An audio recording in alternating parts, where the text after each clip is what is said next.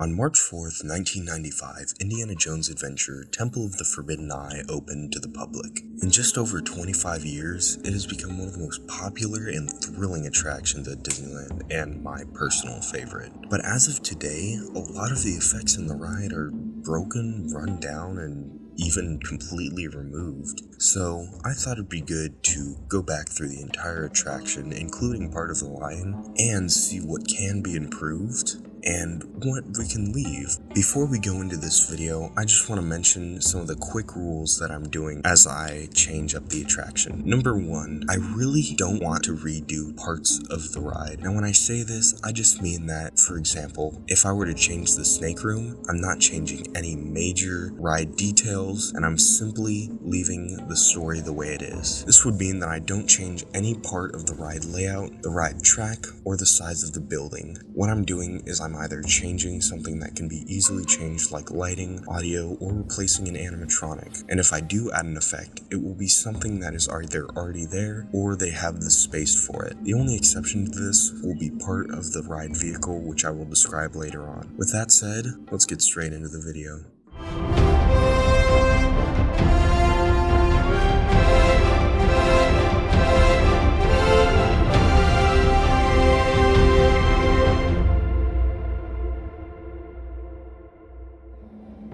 Starting with the queue. In the line, you move through a long half-mile section of underground tunnels, which lead you underneath the Disneyland Railroad and out into the show building. Imagineers utilize this long corridor to help immerse riders in the story before they even get on the attraction. I'm going to go through a few of the parts of the line just to see what we can really fix up and add to. Starting off with the first thing you come across in the line, the spike chamber. This was an ode to the scene in Temple of Doom when they enter the spike room next to the bugs and the ceiling slowly descends. Now right now, there's a large bamboo pole holding up the ceiling, and when you bend it, it triggers a loud noise. Now, this is pretty okay by itself, but seeing as how nothing really happens, the effect kind of falls flat. So I thought what would be a good thing to do is, as the pole bends, instead of the spikes descending, the ceiling, except for the spikes, will raise just a few inches. This will give the illusion that the spikes extend, however, they do not descend, causing a danger to the guests. The two chambers on each side of the room can actually lower to help sell the illusion. Now, of course, they won't go all the way down, they might just move just a little bit, but either way, it'll really scare anyone in line, which gives across the fun idea of this effect. Moving on through the rotunda, we get to the corridor filled with diamond-shaped stones on the floor. Now, in the story, if you stepped on one of these stones, it would trigger a booby trap in which a large pillar would fall down. Now, we see a few of these in which some have fallen, others have been propped up, but nothing really happens when you walk through this. So, of course, we can't really add that much, but in this case, we can just add a random timer so that every 10 to 20 seconds, a pillar will shake as if it's about to fall. Onto the safety video, voiced by Sala. This has changed multiple times while the ride's been open. It started off as a very long video, including information on an old effect. Now this effect we'll talk about later, but just a brief rundown. Before you entered the Chamber of Destiny, you'd see mirrors ahead of you, which would show the riders in front of you which path they took. Now, this segment took a long time, and it's easy to see why they removed it. Now, seeing as how we will fix this effect later, we're going to go ahead and add in a smaller part of this segment, really just maybe 1 or 2 lines by Sala, explaining what the mirrors do. Another thing we're going to do, we're going to extend the video back to its original state before the COVID-19 pandemic. Now, because of the pandemic, Disney had to shorten and remove parts of the video just to make the ride flow a bit better. I think it's fine to completely restore the video, and with this addition of the mirrors, I think it will really help to sell the effect later on in the attraction. Now moving on to the final addition in the queue, we're going to take a look at Indy's office. Now, I really love this small part, and it's kind of something fun to look at if you're ever stuck in a long line. Now really what I want to add is just something very small, because I feel like it will add a lot and it has a lot of meaning. Now if you don't know, the character involved in the story, who isn't really mentioned except for in letters, is Marcus Brody. Now in the films, he was played by actor Denholm Elliott, who sadly passed away in the early 90s. Now we don't really know if he would have played a part in the attraction if he were still alive, but in spirit he still takes part in the attraction. Now I think that a fun and really meaningful addition could be just either a portrait of Denholm Elliott or Marcus, or maybe just a letter addressing Marcus, which is easily seen on the desk instead of hidden away somewhere. I know it's a small addition, but I feel like it would really add and pay as a nice tribute to the character. Starting off in the Chamber of Destiny, let's go over what we should keep. The topic of the Chamber of Destiny has been discussed a lot, as the original effect is definitely superior to the one we have now. However, I do think that when we bring it back, we should not only replace what we have now, as I feel like the projections that we currently have really add a lot to the mysticalness of the three doors. So what we're going to do is we're going to bring back the rotating doors, which really sell the illusion of three different chambers, and on top of that, we're going to add projections. Now, these will be the same projections, but seeing as how the chamber moves, we will not have to randomize the placing of the projections, and instead, it'll be the same placing, and they will simply move with the whole roof of the chamber as it rotates. Now I think another topic is the voice of Mara, as it has changed a lot, but I think what we have currently really works, so we're gonna leave that be. Backing up a little bit, the mirrors on the side of the wall, these still remain today, but they don't do anything, and seeing as how we're bringing back the rotating chamber, I think it's good to bring back the mirrors with it. Now the mirrors are a small but really effective effect, as what they do is they provide the riders behind you with a look at the chamber that you go into. Now what this does is it sells the effect that you, when you enter the Chamber of Destiny, are going through a different door than the people in front of you. It's a small addition, but it really helps the attraction. Now the last thing is something a little bit weird. The audio that you hear from Sala, he gives his normal witty quip, and then something they took out of an old promo. Now credit to Dark Doge XS Tech for really bringing this to light, as I didn't really understand where this audio came from until now. It came from an old TV commercial, which John Rhys Davies reprised the role. Now if you don't know, John Rhys Davies doesn't do the audio on the ride, it's a different actor. However, that's not really important. The only difference is that when this extra audio is played, you don't really hear that much of it, but it does mess with the music.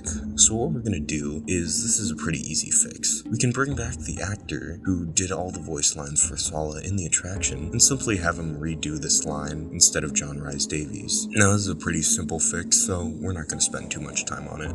Now going into the Hall of Promise. So right now the Hall of Promise focuses mainly on projections and a little bit of lighting and a few scrims to help sell the effect of a different chamber. Right now I feel like the projections really help in both the Fountain of Youth and the Chamber of Eternal Riches. So what we're going to do is we're going to leave those two be in terms of the look. Now for the Observatory of the Future, I feel like the projection really just is bad. I mean, it's a big dark room with a bunch of purple dots. So what we're going to do is we will keep the projection on Mara's face, however, the rest of the chamber will return to the original look that we had in 1995. In terms of Mara's voice lines, the timing of these are off by just a few seconds. Now I'm sure the Imagineers did this as to make the attraction not feel so fast, but because of this delay, it really makes all the audio a bit wonky. Now when you exit this chamber and enter the Tunnel of Torment, Mara's audio gets cut off sometimes, and a lot of the visual effects on Mara's face do look a bit weird when the audio is delayed. So what we're going to do is we're going to play that audio just a few seconds before. And of course, we're going to bring back some of the old audio that plays once you enter the Hall of Promise, as it really added a lot of variety to this section of the ride. Now for each chamber, a different section of music was played, which lasted a few seconds. It didn't add that much, but I do feel like it really gives each chamber its own feel. Moving on to the Tunnel of Torment. Right now, they recently redid this part of the ride to have new black lights and the curtain return behind the doors. Now, these were both amazing fixes, but there are a few problems that we should go over. Right now, I feel like with the new black light, it makes the chamber way too lit. So we're gonna slowly dampen the light inside this. Now we do this because of the new light in the attraction, you can really see the track and it kind of unsells the illusion. The next thing we're gonna do is Indy's voice. Now you can really only hear his voice once you get halfway up the ramp, and I think that you should hear it not once you immediately enter, but a bit before that. His lines are a lot louder than they were before, so we won't have to worry about that. The next thing up relating to Indy is his silhouette. Now if you haven't really noticed, because it is a small effect, once you enter the Tunnel of Torment, a lit silhouette of Indiana Jones is placed on the door, which is the first reveal of him. This is taken from the movies, as this effect is used a lot in the directing. Now the real problem with this is that the light stays on for way too long, and you can tell that it's not actually Indy's silhouette and just a cutout image. So we really just want to turn that off as soon as we actually get the full glimpse at Indy. Next up, we just need to add a little bit of steam and fog into this part of the ride. Now of course, when the ride first opened and a few times after they've refurbished it, they did add steam and fog. However, not a lot of times does it stay around, so let's just say for the sake of argument, we're gonna keep it in. Moving on to the overlook of the Cavern of Bubbling Death. Now, right now, we're just gonna talk about as soon as you enter it. So what we're gonna keep is, of course, they recently fixed the black light in this part of the attraction, so all the specially painted segments look a lot better. Now, of course, Mara shoots two lasers towards you, one at the edge of the rock and one up towards the ceiling. Now, there is one explosion when it hits the ground. When it hits the ceiling, nothing happens. So we're gonna take inspiration from a really old and original effect in the ride. If you don't know, one of the first effects to be taken out of the ride was the falling rubble. Once you entered the scene, Mara would shoot his laser up towards the ceiling. Once you passed by, a large amount of rubble would fall from the ceiling. Now this effect was originally made by dropping a bunch of half-melted ice out of a hole, but it had to be shut down due to the ice melting too quickly and rusting the contraption. But what we're gonna do is we're gonna remake that effect. It won't be as selling, but it will be a lot better than just having nothing there. So what we're gonna do is we're going to add a puff of smoke as well as a projection added onto it. Now, if you don't know, this is basically the same effect that is used at the third lift hill of Thunder Mountain, where they added a large explosion at the top of the hill. This was simply done by doing a large burst of smoke with a projection of fire on top of it. Now, if we just changed the effect to Chunky Rebel, I think this would have a pretty selling effect, and it would definitely help to bring back this old, harder to use effect. The last thing we're going to do here is fix the timing of the lasers. Now, once you enter it, I feel like the lasers that get shot happen way too quickly. They are, again, sped up way too early in a way so that when you see them hit and the explosion goes off, it looks super fake. You can see the smoke blaster, and it really just ruins the effect. So we're gonna make it so that when you once enter, it takes a few more seconds to shoot off those lasers. Entering into the mummy chamber, this is probably what I'm adding the least to, as pretty much everything in this part of the ride is as it should be. The only thing we're gonna do is I feel like the headlights in this part of the scene, they are of course fake. However, we're just gonna restore it back to the original version of the attraction. Currently, when you see the headlights in this part of the attraction, they're either from the actual vehicle or they are fake. Now, there's nothing wrong with the fake headlights right now, it's just that they only show up like once, so it doesn't really look that good. In the original version of the attraction, the headlights were much more prominent and they did look a lot better, so we're just gonna make those the original version. Going into the bug room. This is not much of a change, but I feel like it's really gonna help with this part of the attraction. Indiana Jones Adventure has a counterpart in Tokyo. It's themed to a different time and country, but most of the rooms are exactly the same, with just lighting and effect differences. Now, of course, as you see in the Tokyo version, the bugs are much bigger, and they actually fall off of the walls as the light shines onto them. Now, right now, I feel like the Tokyo version of the effect is a lot more effective than the Disneyland version. Now, why I think that is because even though at Disneyland the bugs are more true to scale,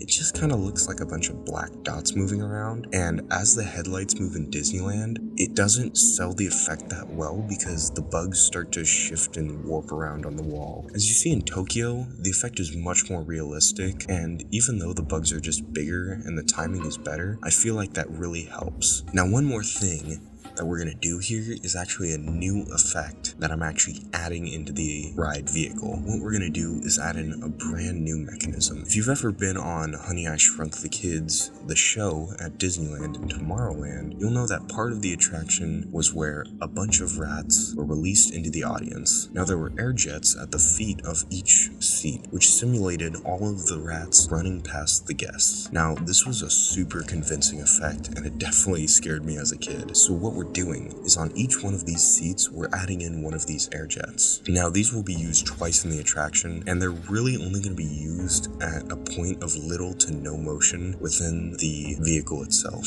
Now basically these air jets will basically make you feel like there are bugs crawling around on your feet. It is again a really small addition, but I think it'll really sell the creepiness and it'll make you feel super uncomfortable in this part of the ride. Onto the bridge, there are just a few things we need to fix. Number one, there are two laser shots that happen, one before you get on the bridge and one as you're on the middle of the bridge. Now the first one, the laser itself is perfectly fine. There's nothing wrong with the timing or the lighting. It's simply the impact and the explosion. When the attraction first opened, real fire was actually used as part of the explosion. Now this wasn't used on the second explosion as the guests would be way too close to it, but I feel like bringing back this fire would make it a lot better and it would actually help sell the second explosion on the bridge. Now the second explosion barely even happens and it usually doesn't even go off. So we're just gonna make that happen every single time. The next thing is the ropes themselves. Now when you enter the bridge in the original attraction, the ropes bend and wobble, and this really makes it feel like the bridge itself is shaking. But right now, the only thing that moves is the car, and it just makes the motion feel fake. The last thing to do here is to fix the sound of Mara's laser shot. The sound effect is fairly similar to Han Solo's blaster, which I think is a reference, but I'm not sure. But really the big problem here is it just goes off for no reason, so we're just gonna make that happen as the laser's going off, and remove when it just goes off 2 or 3 times as you're getting off the bridge. Going on to the Snake Temple, this is the only part of the attraction where I've really torn out a whole animatronic and completely replaced it. The main problem here is the large snake that lunges at you. In the description of the ride, it says that the snake extends towards you, snapping. Right now, the snake is just a large stationary model, and I believe this is a stand-in as it looks completely different to the animatronic. So what might be happening right now is they are fixing it. However, what we're gonna do is we're gonna completely redesign the animatronic. As you can see, in the original attraction, the snake moves in such a vivid and lifelike way that it was one of the most convincing animatronics in the ride. So we're basically just gonna make a newer animatronic which moves a little bit more like a snake. There's a few more joints in the body, and just a little thing, I think it would be really helpful if the snake could blink. Now I know this is kind of a small thing to add to the eyes, but seeing an animatronic blink is something that could completely sell it, as blinking is something you don't really notice, but it's more of a subconscious thing that makes you believe something is alive. Now of course we'll still have the same mechanism for the jaw opening and the teeth extending out. The last thing we're gonna fix is Indy's voice line. Now of course we only hear one. Snakes, you guys are on your own. But in the original attraction, there was a second voice line. Careful, watch out for these slithers. We're simply going to add that one back in, as it adds a little bit more randomness to the attraction.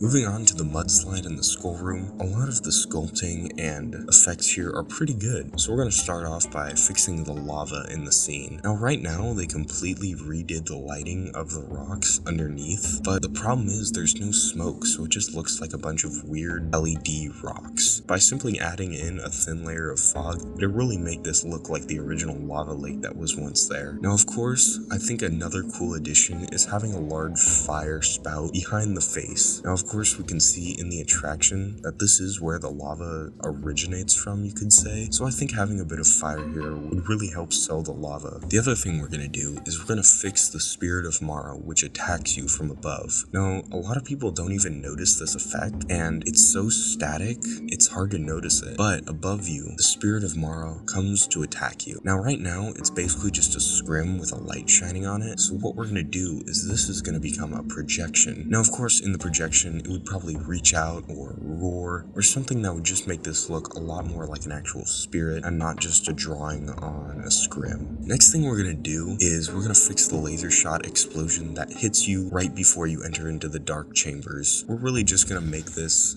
happen a little bit later and make the sound effect a bit louder, as it is a lot closer to you than any of the other explosions. Other than that, I think we're good in this section of the ride. Next up is the Rat Cave. Right now, a lot of people don't really like the Rat Cave, as it's basically just a dark corridor with a fog wall. But in my mission to redo this attraction and some of the effects, I don't want to redo entire sections. So what we're going to do is we're going to utilize that effect from earlier in the bug room. Like I said, the feet air jets will really help to make it feel like there are rats scurrying around at your feet when you stop, and it'll make those sounds of critters scurrying around make a lot more sense. It'll make you feel super uncomfortable, and it'll really help this part of the attraction. Last thing we're going to do is the actual rat log itself. Now, of course, I don't want to take out the fog wall because I think there's still a way to fix it. In the description of the attraction, you actually burst through the log, and it doesn't make any sense. Why would a log turn into mist as you break through it? So what we're going to do is we're going to make it so that the rats on the log actually fall into your car a bit sooner, and we're actually going to add an animation of the log bursting or breaking in half as you hit it. And then, of course, a little sound effect to make it sound like you drive straight through the log. This will just make a little more sense and will keep this part of the attraction a little more exciting. Alright, next up, the dart room. Now, there's not really that much to fix here, as pretty much everything is pretty good. The skeleton paintings on the walls with the blow darts, that's all pretty good. The only thing I think we're gonna do is make the hanging vines look a little bit better. Again, I'll compare this to the Tokyo version. As you can see in their version, there's a lot more vines and the lights contrast a bit better. Right now in the Disneyland version, it's just a lot of blue and it looks like a part of a laser tag arena. So maybe we'll add a bit more sculpting onto the walls, maybe make the skeletons 3D, and we'll just add maybe some sort of contrasting light, and I think that will really improve this part. Moving on to the rolling boulder. Now, I got most of this information from Dark Dodge XS Tech, so be sure to check out his video after this one. I think it's a really interesting watch. But of course, I think the boulder rolling in the moving walls is just a perfect way to sell this illusion. The only thing we're gonna do to change this is all of the lighting and a few of the props. Now, if you don't know, Indy's outfit in this part of the attraction is super incorrect. Starting from the top down, Indy's hat has completely gone out of shape. The pinch and the crown is just completely gone, and it looks like he's wearing a hard hat. So of course, we'll redo the hat and just make it better fitted. Next up is his pants, which I don't know why, but they're super tan and they should be a little more brown. Finally, his shoes. Now, originally, the Alden shoes or something similar to that were used, but when the rope was replaced, they switched his shoes to these weird tactical boots, and they make his feet look really big, and really all that needs to be done here is just make his shoes look more like the actual Indiana Jones shoes. Last up is the animatronic movement itself. You can see here in the original attraction that Indy moves a lot more dynamically, and he looks like a real person hanging on a rope. Now, I believe that the source of this problem came from replacing the end of the rope, as it broke off one time. Seeing as how it's no longer an actual rope, Indy's animatronic can no longer move anymore, so he's pretty static.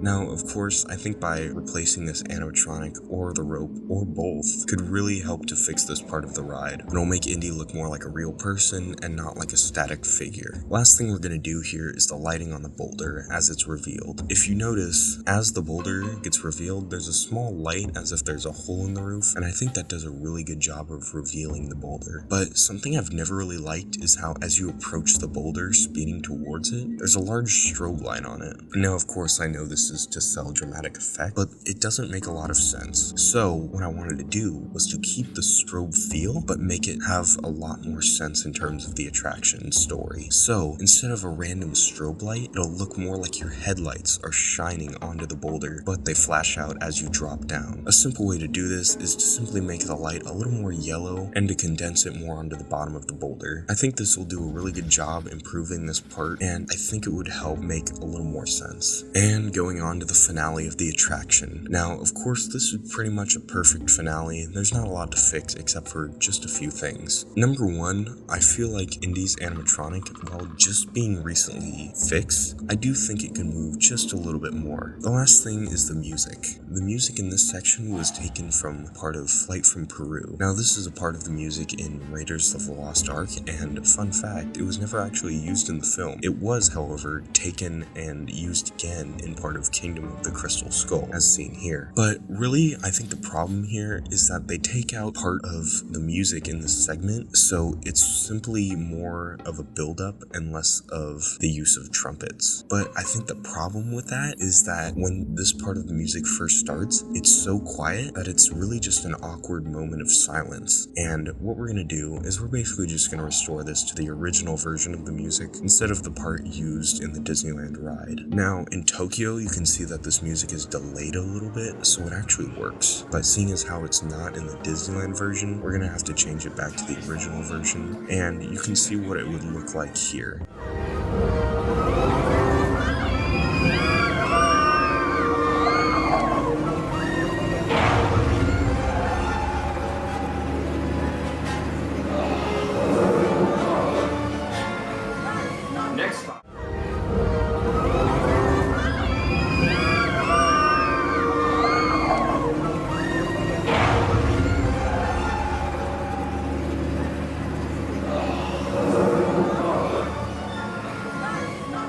So that's basically all I've changed in the attraction. Before we end it off, I just want to go over in a little bit more detail every new feature and addition I added which isn't part of the original attraction. Now these will be more like the animatronics and the special effects and not simple lighting or audio changes. And most notably, we have the air jets located at each seat. Now I feel like these were a really important addition and will really help to sell bugs and rats. Next up is the return of the rotating Chamber of Destiny. I feel like this is a necessary addition to the attraction, and of course, a small subpart of this is that the mirrors on the wall now move again. Up next is the Falling Rebel, which I think is a great way to bring back the old effect while still having it work for Disney in a very cost-effective and not very hard to do way. And finally, we have the new Snake animatronic. Now, of course, I don't have any video of what this would look like, but just know that it would be a little bit more dynamic. It would pretty much look the same, but it would look more lifelike, and I think it would just really help fix that part of the attraction. Well, there you have it. That's how I would fix Indiana Jones Adventure, Temple of the Forbidden Eye.